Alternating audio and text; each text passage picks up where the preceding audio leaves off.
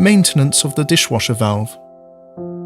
If the solenoid valve of the dishwasher valve is leaking, the membrane must be maintained or replaced. Close the water supply to the faucet. Depressurize the faucet by opening the head parts. Remove the cover of the solenoid valve. Remove the solenoid valve. Check the membrane of the solenoid valve. Clean it or replace if necessary. If the solenoid valve does not work, it must be replaced.